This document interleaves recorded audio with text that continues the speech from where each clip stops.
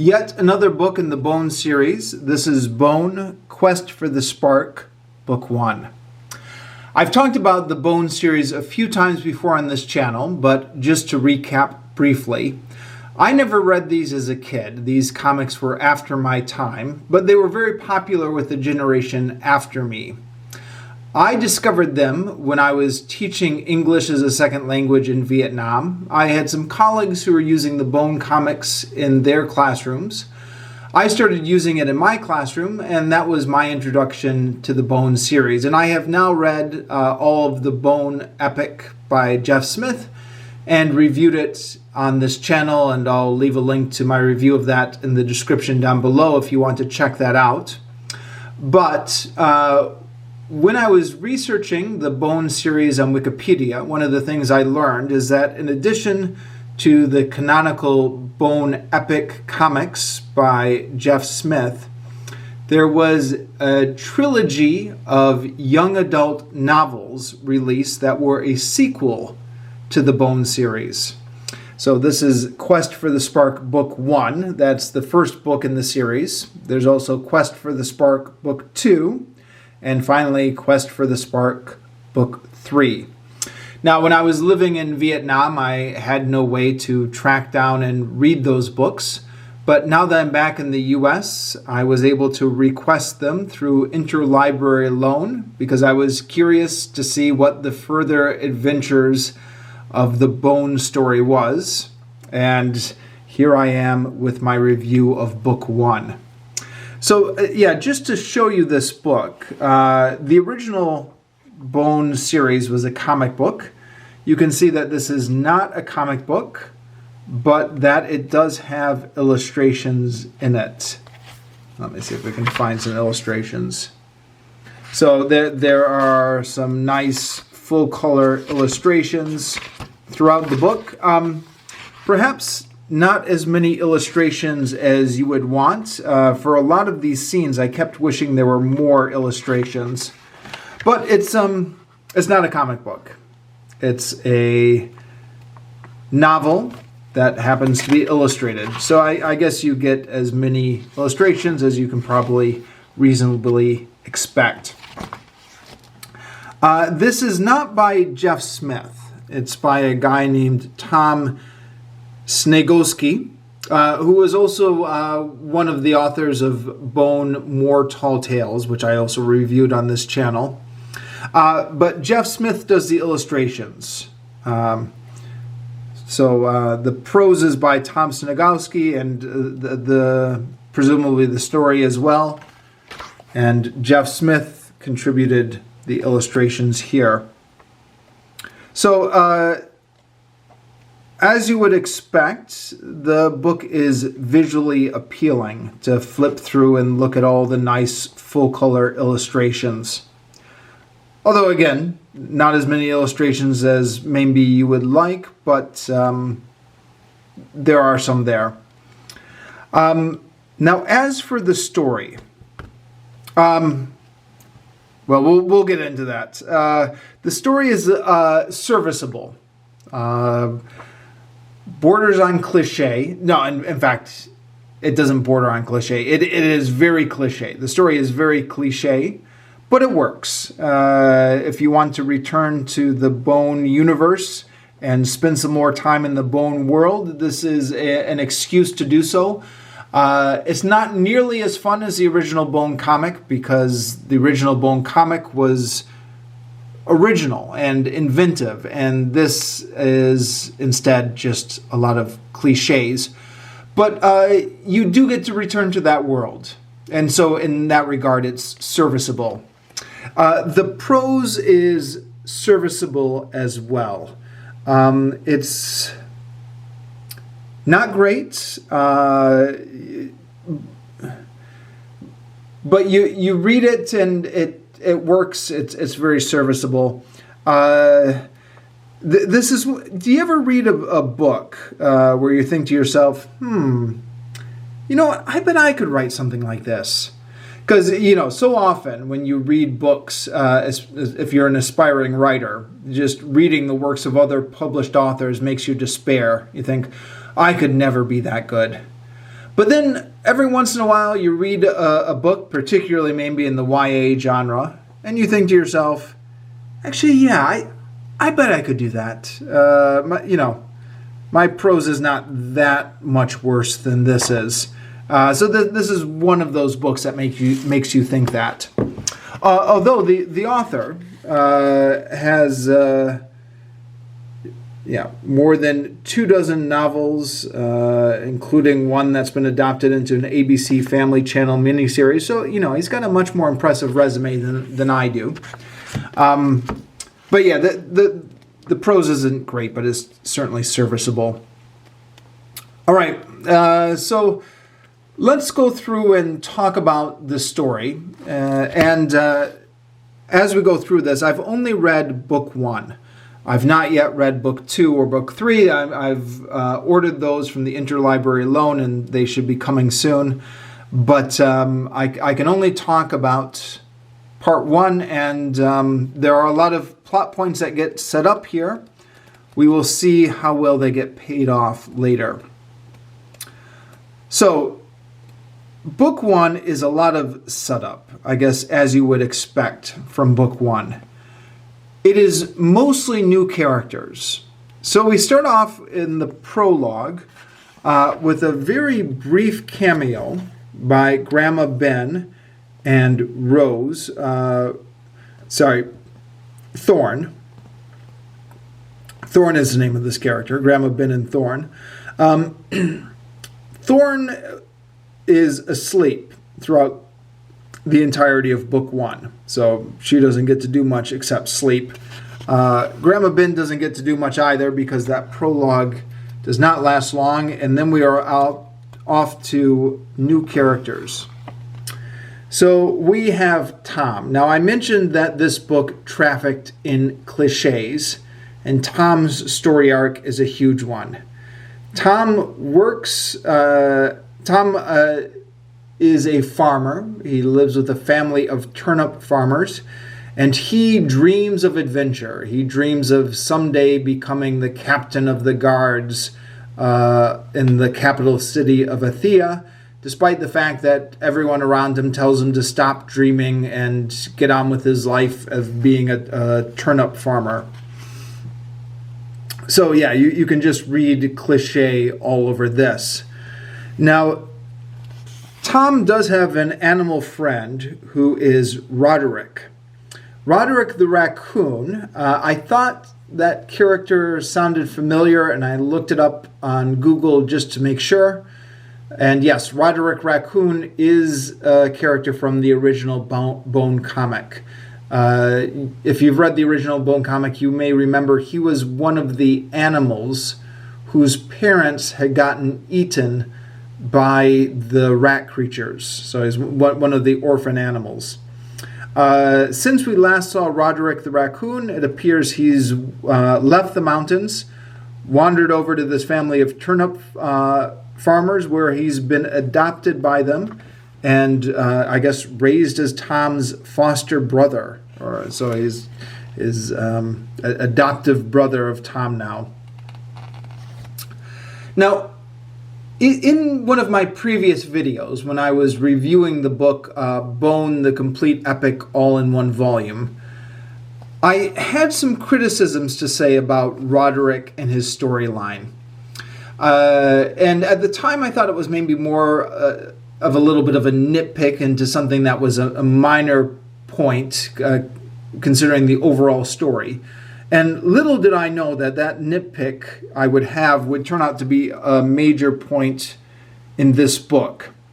So the nitpick I had was I thought that on the whole, Jeff Smith did a very good job of balancing the tone of the Bone series. And the tone of the Bone series was something that, according to Jeff Smith, he wanted to combine the Donald Duck comic books with the Pogo comic strip with the Lord of the Rings trilogy, and combine all those tones into one story, which is maybe a little bit difficult to pull off, but I think he did it brilliantly overall. But there were one or two missteps. And one misstep was Roderick, whose parents were eaten by the rat creatures. Now, to a certain extent, dead parents are a cliche from Disney movies. You want to focus on the kid, you need to get the parents out of the way. The easiest way to do that is just to kill the parents off early in the story. So killing the parents off does have a long tradition in kids' stories, especially Disney stories. But the problem was that the tone was a little bit uneven. If you're going to kill the parents off, have them killed off by a very scary, very evil creature. In Bone, the kids were killed off by the rat creatures. These two specifically, who were there mostly for comic relief and then who became more sympathetic as the story went on. So if we're going to have these two characters be sympathetic or be there for comic relief, then I don't want to be thinking about how they killed the parents of the other characters. And if that is the plot that we're going to be on, then I don't want the story to dwell on it. I don't want Roderick to always be talking about how sad he is because his parents died, because then I'm not going to be able to get past that and accepting these two characters as humorous comic relief. And Roderick in the original Bone epic was talking about how he missed his parents and he was sad because he died. That note is hit on much more heavily in Quest for the Spark, where Roderick is talking a lot more about, how sad he is because his parents dies, and Roderick will occasionally grow quiet whenever the subject of his parents is mentioned or when the subject of rat creatures is mentioned. So, okay, we could do that, but then if we're going to do that, then don't bring back the rat creatures and don't make them sympathetic. But that's exactly what this book does. And then, not to spoil anything too much, but by the end of this book, the two rat creatures have joined them on their quest, and they're now part of the gang that is going out for the new adventure. So we are really doubling down on this tonal misstep between having Roderick being really sad that his parents are dead and having the two rat creatures that are responsible for his parents being dead on this journey. Okay, so we've got Tom and Roderick introduced in Chapter 1. In Chapter 2, we've got the Bones. So the original Bone comic featured the three Bone cousins. They are not back in this book, for better or for worse. I guess we could debate the potential pros and cons of that would have been for bringing them back, but they're not back. Instead is Percival Bone, who's apparently cousin to them on his dad's side, I believe, and then Percival's nieces and nephews, Barclay and Abby. And Barclay and Abby's parents have gone missing exploring the valley. Again, we're setting up more cliches there. So I heavily suspect by the time we get to the end of this trilogy that we will find out what happened to their parents, but we don't know. Barclay and Abby are supposed to stay home, but they all get caught up in a storm. And let me see if I can find a good picture of this. They all end up getting swept away and over to the valley. Well, here we go. Here's a picture. Yep, they get swept away and over to the valley where they will have adventures. And then, here they are escaping from the storm.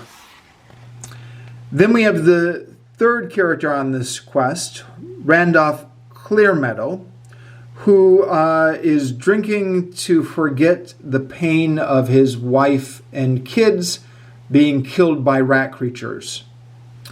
Yeah, that's a bit heavy for a kid's book, huh? Although I was noticing in the later chapters that it says that they just disappeared when the rat creatures attacked. Doesn't sound like he ever found their bodies. So I wouldn't be surprised if his wife and kids ended up showing up later in the trilogy as well. Although, like I said, I've only read book 1 at this point. So Randolph Clearmeadow, as we meet him here, is trying to drink away his pain. And there's some description here in the beginning of chapter 3 about how he's using alcohol to dull the pain of his memories. It always strikes me as a little bit strange when a children's book talks too much about the effects of alcohol, because kids don't know anything about alcohol. Well, who knows? I guess it depends on what your family was like. But yeah, certainly as an adult, I'm much more aware of what the effects of alcohol are than as a kid. But I guess kids just kind of accept it because they're told to accept it, that alcohol makes the pain go away. So that's the other plot point we're setting up. And then there are the rat creatures from the original Bone story who are back again and back up to their antics. The prose for this is hampered by the fact that they don't have names. So throughout, they're just called things like the other rat creature, the rat creature, the rat creature, the rat creature. And you don't know which one they're talking about because they're not named. In the comic, of course, you can see that they're visually different. But when you're writing prose, you can't get away with that. One way around that could have been to just say the purple rat creature and the brown rat creature, but they just go for the rat creature and the other rat creature, which at times can make it a little bit confusing which rat creature you're talking about, but it actually works more or less. It was a little bit clumsy, but I always felt like I knew which rat creature was being described at a point, especially because later on in the story, actually early on in the story rather, one of the rat creatures has a dead squirrel. Here we go, which he carries around with him. So whenever it's talking about the rat creature holding the dead squirrel, you always know it's the purple rat creature.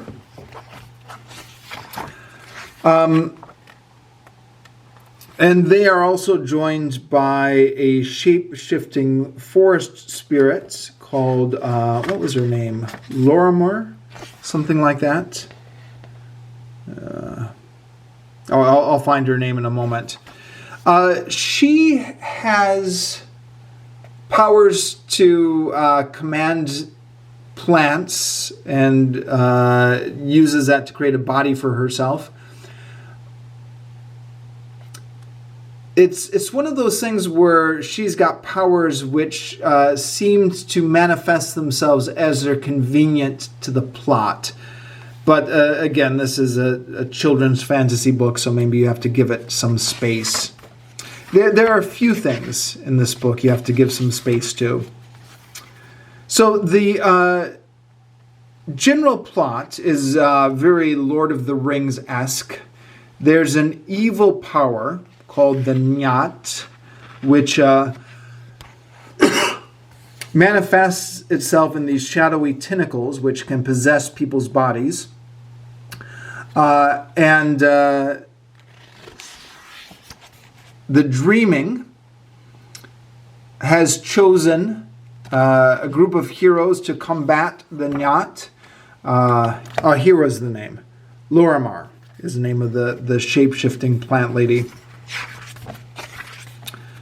So here's the rat creature holding the dead squirrel.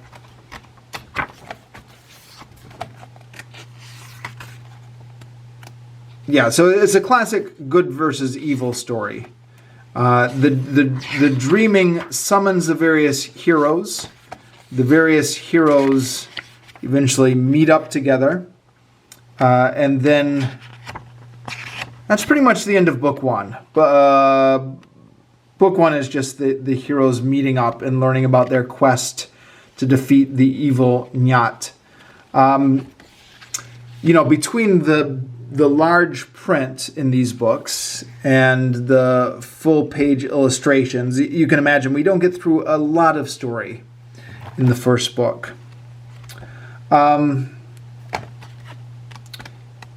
Speaking of illustrations, there is one thing I want to complain about. It's probably a minor thing, but I consider this a major misstep. There's a mistake in these illustrations. So it's established in the story that Roderick the raccoon and the two bone siblings, the two bone children, Barkley and Abby, are up piloting the plane while the others go to fight in the jail. But then, in this illustration here, the Bone Kids are shown in the picture despite the fact that in the story, they are not actually in this scene. So when this scene is happening here, when the shape-shifting tree lady is summoning the tree, they are actually on the airship. This is very clear in the story.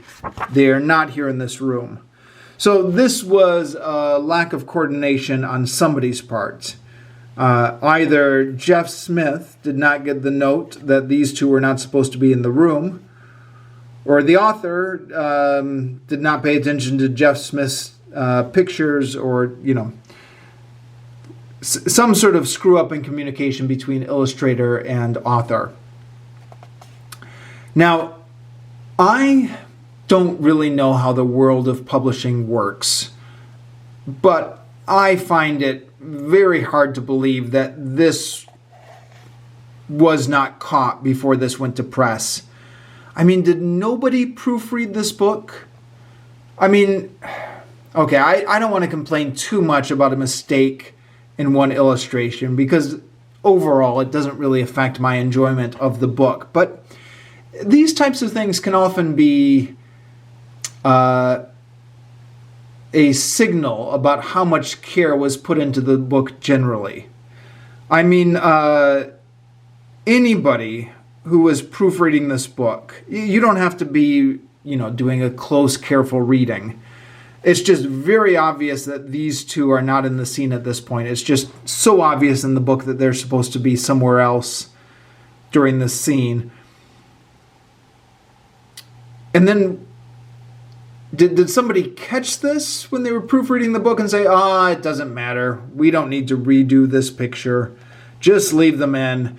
Or did nobody catch that? Yeah, and then once you start noticing things like that, you start to think, okay, well, maybe there is a reason why this prose isn't so great, huh?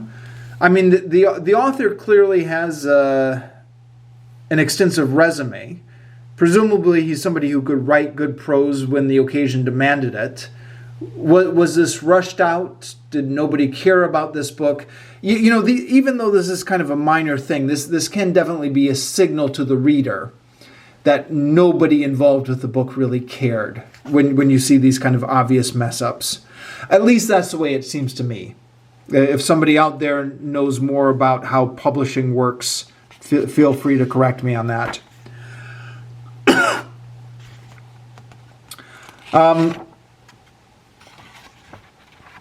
Yeah, so that complaint aside, we the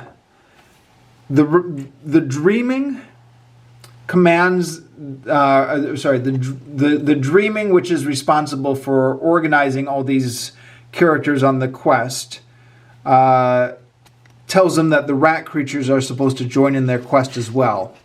Now, Roderick, of course, doesn't want this because these are the rat creatures who ate his parents. Although it's noticeable in this book, actually, that even though in the original Bone comic, it was definitely these two rat creatures specifically who ate Roderick's parents, in this book, they don't make explicit to the reader that it was these two who ate Roderick's parents. They just say rat creatures. So perhaps if you as the reader don't remember that it was these two rat creatures specifically who ate Roderick's parents, this book isn't very eager to remind you of that. And you're allowed to just maybe forget or pretend it was other rat creatures who ate Roderick's parents. But even though Roderick doesn't seem to make the connection that there was these two rat creatures specifically who killed his parents, Roderick doesn't like rat creatures because rat creatures generally ate his parents. But Roderick and the others are convinced to go along with it. The rat creatures are... Let me see if I can find the picture. The rat creatures have gotten themselves into trouble. They're attacked on one side by their king, whose dead squirrel that they stole. And on the other side by the Inhumans, which is humans possessed by the evil, shadowy powers of the Nyat. They are offered an escape from this on the airship on the condition that they promise to be good. Tom has been told in visions from the dreaming that the rat creatures need to go on the quest with him, even though nobody else likes the idea. So the rat creatures are taken up on the quest, and they are finally given names at last. They are called Stinky and Smelly. And I immediately forgot which one is which, because those two names, I mean, it's practically the same name, isn't it? I mean, it's a humorous bit. One is Smelly and one is Stinky. These are names that the two younger Bones give to them. But then I'm not going to be able to keep that straight in my mind, which one is Stinky and which one is Smelly, right? Because they're two names that look similar and mean exactly the same thing. We'll see how I do on the rest of the books. And then that's the end of book 1. So we will see how this story develops in book 2 and book 3 once I get those out from the library next. I'm not expecting much. This book has started off front-loading all the cliches. I expect the cliches to just continue, but I expect it to be relatively readable and serviceable like this one was. And dare I say it, I'm even looking forward to getting the next book. So once I've read that next book, I will come back and report to you after that.